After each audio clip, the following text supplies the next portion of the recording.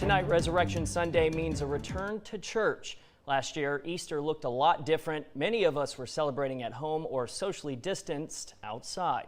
NBC 15's Laura Barczewski visited several services today. She learned more of us got to be together at the church itself.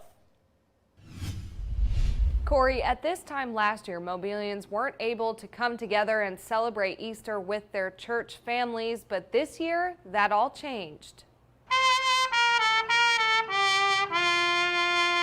Christians here in Mobile celebrated Easter in many different ways due to the pandemic. Saving Grace Lutheran Church hosted a drive-in service. So we were able to set up just a little transmitter so you can pull into the parking lot, you can listen to it on your radio, you can put out your blankets, plenty of social distancing. You'll notice I usually have my mask on, I don't today just because we're outside.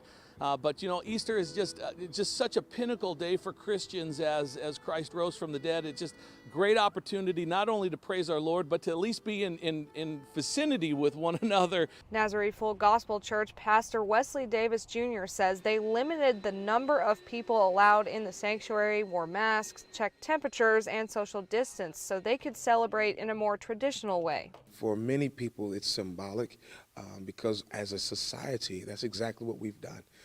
We have been graced by God to pretty much come back from what was once taken from us because of this pandemic. So very sentimental, very symbolic. He says people are starting to feel more comfortable coming back to church now that they're vaccinated and COVID-19 case numbers have started to go down. Just to see the joy on the faces of the people, to see, you know, people bringing their children back to church. You know, it was just an energy and just, you know, a spirit of life. Parishioner John Pugh says nobody really expected it to take this long to get back to some sort of normal. I didn't think it would take this long, but at the same time, sometimes God's timing is better than our timing.